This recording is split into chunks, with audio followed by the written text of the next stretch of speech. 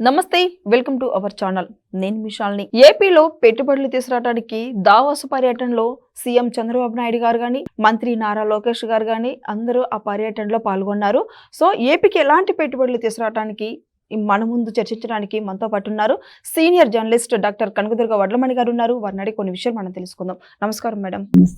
Madam, ఇప్పుడు చూసుకున్నది ఏపీకి పెట్టుబడులు తీసుకురావడానికి దావోస్ పర్యటనలో ఇప్పుడు ఏపీ మంత్రులు కానీ సీఎం కానీ అందరూ పాల్గొన్నారు. దీని మీద మీ స్పందన ఏంటి మేడం? ముందు అసలు మనం ఒక విషయాన్ని ప్రస్తావించుకోవాలి, చాలా ముఖ్యమైన అంశం అది. దావోస్ పర్యటన అంతా ఒక ఎత్తు అయితే, చంద్రబాబు నాయుడు గారు తన ఆహార్యంలో ఎటువంటి మార్పు లేకుండా దావోస్లో పాల్గొవడం అనేది చాలా గ్రేట్ కదండి. ఒక కోటు వేసుకోకుండా సేమ్ అదే ఖద్దరు ప్యాంటు షర్టు ఆయన ట్రేడ్ మార్క్ అది వేసుకుని, అంటే సిగ్గుపడాల్సిన అంశం ఎవరికంటే గత ప్రభుత్వాన్ని. గుడ్డు అమర్నాథ్ గారు ఎవరైతే ఉన్నారో -5 -10 ఉంటుంది అంటే ఎందుకు వెళ్ళలేదు దావోస్ కంటే పాప ఆయన చెప్పారు. అంటే ఆయనకి వయసు అయిపోయింది కదా, గుడ్డు అమర్నాథ్ గారికి వయసు అయిపోయింది, వెళ్ళలేరు, వణికిపోతాడు మనిషి. బట్ వేరే చంద్రబాబు నాయుడు గారు పాపం 74 ఏళ్ళ నవయువకుడు కదా, అందుకని ఆయన చెక్కు చెదరకుండా అలాగే ఉన్నాడు.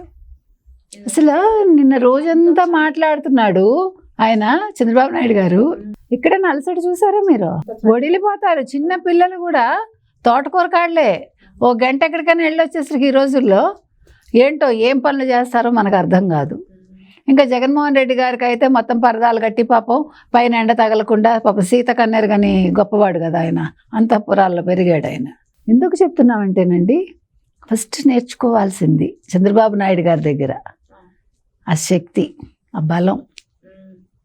అంటే మనం ఎలాంటి వాతావరణాన్నైనా మనం తట్టుకుని నిలబడగలిగే శక్తి రావాలి ఒకటి. 2, మీరు తినే ఆహారంలో ఎప్పుడు కూడా మీరు సింపుల్గా తిన్నారనుకోండి, టైంకి తిన్నారనుకోండి, అదే మీకు బలం. మీరు ఇన్ని ఆహార పదార్థాలు ఇది ఇష్టం కదా అని ఎక్కువ తినేసి, ఒక టైం లేకుండా అంటే వెళ్ళపళ్ళ లేకుండా తిని, అంటే ఒక మనిషికి ఒక నిర్దిష్ట కాలంలో తినడం, నిర్దిష్ట కాలంలో లేవడం, ఇవన్నీ కావాలి. ఇది ఎందుకు చెప్పాల్సి వస్తుందంటేనండి, మనం నేర్చుకోవాల్సిన దావోస్ పర్యటనలో చంద్రబాబు నాయుడు గారిని చూసి నేర్చుకోవాల్సిన అంశాలు ఇవన్నీ. ఎట్లా ఏ రకంగా మీరు ఇప్పుడు గతంలో మనం చూసాం, ఋషులు వాళ్ళు తపస్సు చేస్తారు, వాళ్ళు నిరాహారంగా ఉంటారు, ఇది ఈవెన్ నీళ్ళు లేకుండా కూడా ఉంటారు వాళ్ళు ఓన్లీ గాలితోటే బతుకుతారు. అంటే పర్యావరణం కూడా వాళ్ళకి సహకరించింది అప్పుడు. అలాంటి వాళ్ళ దగ్గర శక్తులు ఉంటాయి. ఇప్పుడు మీరు నానో టెక్నాలజీ తీసుకుంటే, నానో టెక్నాలజీ నథింగ్ బట్ యోగ సాధన ఒక రకంగా. తెలుసా మీకు? ఎవరికీ తెలియదు, అదేదో అనుకుంటాం మనం. నానో టెక్నాలజీలో మీరు మీ శరీరాన్ని ఇక్కడ వదిలేసి సూక్ష్మ శరీరంతో మీరు ఎక్కడికి కావాలన్నా వెళ్ళగలరు. ఇవన్నీ ఈవెన్ సత్యసాయిబాబా గారు కూడా అది సాధించారంటారు. ఎందుకు చెప్తున్నామంటే, ఆ యోగులు అంటే ఏదో అడవుల్లోనే తపస్సు చేసుకుంటారు, లేకపోతే అక్కడెక్కడో ఉంటారు కాదు. మన మధ్య ఉండే వాళ్ళని మనం గమనించి వాళ్ళ దగ్గర మనం మంచి విషయాలు నేర్చుకోవాలి. అందుకని అంత చలిలో కూడా ఆయన అదే ఆహార్యంతో, మామూలు సింపుల్గా ఆయన మొత్తం పొద్దున్నుంచి రాత్రి వరకు అదే ఒకే రకమైన ముఖ కవళికలతో, ఎటువంటి అలసట లేకుండా అంతమందితో మాట్లాడుతూ ఏపీ ఏపీ ఏపీ అనుకుంటూ ఆయన ఏమన్నాడు? ఆయన నేను తెలుగువాడిగానే పుట్టాలని కోరుకుంటున్నాను మరో జన్మ అంటూ ఉంటే. ఎస్, అప్పయ్య దీక్షితులని గొప్ప కవి ఆయన అన్నారు, ఆయన తమిళవాడు కానీ తెలుగులో రాశారు. ఆయన అన్నారు, అసలు తెలుగువాడిగా పుట్టడం, తెలుగువాడిగా బతకడం, తెలుగువాడిని అని చెప్పుకోవటం, ఇంతకు మించి అసలు గొప్పతనం లేదు అని అంటాడు ఆయన ఆ రోజుల్లో. నాకు అది గుర్తుకొచ్చింది. ఎందుకంటున్నానంటే, ఆయన నేను తెలంగాణవాడిగా పుట్టాలా లేకపోతే ఆంధ్రావాడిగా పుట్టాలా అడగలేదు ఆయన. నేను తెలుగువాడిగా పుట్టాలి అంటే 2 రాష్ట్రాలు అప్పటికి ఏకంగా ఉండాలి అనేది ఆయన కాంక్ష. అంటే నాకు అందరూ సమానమే, అందరూ బాగుండాలని ఆయన అన్నది అది. ఇంకొక మాట కూడా అన్నారు, అంటే చాలా బాధ అనిపించింది మనకి, కానీ సత్యం అది. నన్ను మీరు చనిపోయాక గుర్తుపెట్టుకుంటారనుకున్నాను, కానీ నేను బతుకుండగానే నన్ను గుర్తుపెట్టుకున్నారు అందరూ. నేను జైల్లో కూర్చుని ఆలోచించాను, నేను తెలుగువాడిగానే పుట్టాలి, నేను చేసిన పనులకు అట్లీస్ట్ ప్రజలు నన్ను తర్వాతైనా గుర్తుపెట్టుకుంటే బాగుంటుందని. తర్వాత ఎందుకు గుర్తుపెట్టుకుంటారు? అక్కర్లేదు, ఇప్పుడే గుర్తుపెట్టుకున్నారు, తర్వాత ఎలాగో గుర్తుపెట్టుకుంటారు, అది పెద్ద విషయం కాదు. ఆయన బతికుండగా ఎవరో పెద్దవాళ్ళు లేకపోతే ఆయన స్నేహితులో లేకపోతే రాజకీయ నాయకులో కాదు గుర్తుపెట్టుకునేది, వాళ్ళు ఎలాగా గుర్తుపెట్టుకుంటారు, యువత గుర్తుపెట్టుకుంటున్నారు ఆయన్ని. రాబోయే యువత, గడిచిన యువత, ఇప్పుడున్న యువత ప్రతి ఒక్కళ్ళు చంద్రబాబు నాయుడు జపం చేస్తున్నారు. అది హైదరాబాదా, వైజాగ్, అమరావతి కాదు. ఎందుకు చేస్తున్నారు? టెక్నాలజీని అందిపుచ్చుకుని విజన్ 2020 తీసుకొచ్చి హైదరాబాద్ని డెవలప్ చేసి ఐటీ హబ్గా తీర్చిదిద్ది ఇన్ని వేల మందికి ఉపాధి కల్పించి లక్షల కుటుంబాలు వాళ్ళ సంపాదన మీద జీవిస్తూ ఈరోజు చంద్రబాబు నాయుడు గుర్తుపెట్టుకోకపోతే మిమ్మల్ని నన్ను గుర్తుపెట్టుకుంటారా? ఆయన అరెస్ట్ అయితే ఐటీ వాళ్ళు ఎక్కడ ధర్నా చేశారండి? హైదరాబాద్లో చేశారు, గచ్చిబౌలిలో. ఎందుకు చేశారు? కేటీఆర్ ఏమన్నాడు? మీ రాష్ట్రానికి వెళ్ళి చేసుకోండి అన్నారు. ఏం బుద్ధి చెప్పారు? మమ్మల్ని మా రాష్ట్రానికి వెళ్ళమంటావా? ఇది కూడా మా రాష్ట్రమే, మనందరం తెలుగు వాళ్ళం, నువ్వు ఇంటికి వెళ్ళి కూర్చొని ఇంట్లో కూర్చోబెట్టారు బీఆర్ఎస్ని. అందుకని రాజకీయ నాయకులు ఎప్పుడూ కూడా తొందరపడి మాట తూలకూడదు, అది నేర్చుకోవాలి. సిబిఎన్ గారు బతికుండగానే ఆయన చాలా, అంటే ఇంకా ఇంతకు మించి ఏ నాయకుడికి కూడా గౌరవం దక్కదు. ఎన్టీ రామారావు గారికి దక్కింది, అది వేరు. అది ఎన్టీ రామారావు గారు ఒక తెలుగువాడుగా, ఒక నటుడిగా, ఒక పౌరాణిక చారిత్రక నటుడిగా, ఒక తెలుగుకి సేవ చేసిన వాడిగా గుర్తుపట్టారు, గుర్తుంచుకున్నారు. సరే, తెలుగుదేశం పార్టీ పెట్టారు ఆయన, అనతి కాలంలోనే ఆయన ముఖ్యమంత్రి అయ్యారు, అవన్నీ ఒక ఎత్తు. ఇవి కాదు. ఒక మధ్యతరగతి మనిషికి,